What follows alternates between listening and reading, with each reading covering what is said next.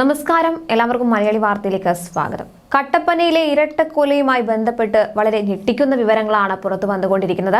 രഹസ്യബന്ധത്തിലുണ്ടായ കുഞ്ഞാണെന്ന് അറിഞ്ഞാലുണ്ടായ നാണക്കേട് മൂലമാണ് നവജാത ശിശുവിനെ കൊന്നത്. കുഞ്ഞിനെ ശ്വാസം മുട്ടിച്ചാണ് കൊലപ്പെടുത്തിയത്. മുത്തച്ഛൻ വിജയനും മകൻ വിഷ്ണുവും അനീഷും ചേർന്നാണ് കൊലപാതകം നടത്തിയത്. കുഞ്ഞിനെ വിജയൻ കാലിൽ പിടിച്ചു നൽകിയപ്പോൾ നിതീഷ് മൂക്കും വായും തുണി കൊണ്ട് മൂടി ശ്വാസം മുട്ടിച്ച് കൊല്ലുകയായിരുന്നു. ഇതിനുശേഷം കുഞ്ഞിനെ തൊഴുത്തിൽ കുഴിച്ചിട്ടു.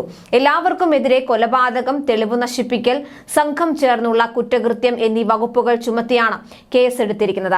അതേസമയം വിജയനെ ചുറ്റിക കൊണ്ട് തലക്കടിച്ചാണ് കൊലപ്പെടുത്തിയതെന്ന് എഫ്ഐആറിൽ വ്യക്തമാക്കുന്നു.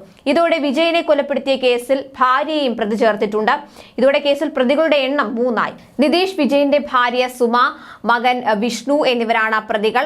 വിജയനെ കുഴിച്ചിട്ട വീടിന്റെ തറ ഇന്ന് കുഴിച്ച് പരിശോധിക്കും. ആഭിചാരക്രിയകളുടെ ഭാഗമായി നടന്ന കൊലപാതകമാണോ ഇതെന്നും പോലീസ് പരിശോധിക്കുന്നുണ്ട്.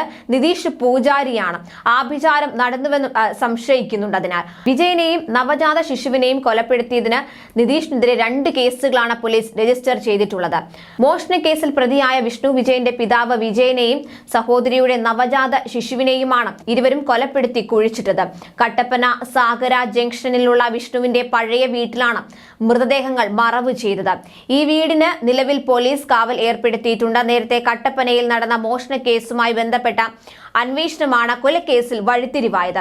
മോഷണക്കേസിൽ പിടിയിലായ പ്രതികളിൽ നിന്ന് ലഭിച്ച വിവരം ഇരട്ട കൊലപാതകത്തിന്റെ ചുരുളഴിക്കുകയായിരുന്നു.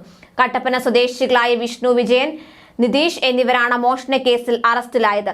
സംഭവത്തിന് പിന്നാലെ കട്ടപ്പന കക്കാട്ടുകടയിലെ പ്രതികളുടെ വീട് കേന്ദ്രീകരിച്ച് പോലീസ് അന്വേഷണം ആരംഭിച്ചിരുന്നു. പ്രതികളിൽ ഒരാളായ വിഷ്ണുവിന്റെ അമ്മയെയും സഹോദരിയെയും വീട്ടിൽ പൂട്ടിയിട്ട നിലയിൽ കണ്ടെത്തിയിരുന്നു. ഇവരെ പിന്നീട് പോലീസ് എത്തിയാണ് മോചിപ്പിച്ചത്.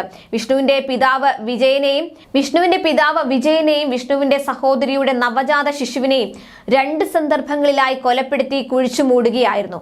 ഇന്നലെ കസ്റ്റഡിയിൽ വാങ്ങിയ ശേഷം ജില്ലാ പോലീസ് മേധാവി വിഷ്ണു പ്രദീപിന്റെ നേതൃത്വത്തിൽ നടത്തിയ വിശദമായ ചോദ്യം ചെയ്യലിലാണ് നിതീഷ് കുറ്റം സമ്മതിച്ചത്. സഹോദരിയുടെ 4 ദിവസം പ്രായമായ ശിശുവിനെ 2016 കട്ടപ്പനയിൽ മുമ്പ് താമസിച്ചിരുന്ന വീട്ടിലാണ് കൊലപ്പെടുത്തി കുഴിച്ചു മൂടിയത്.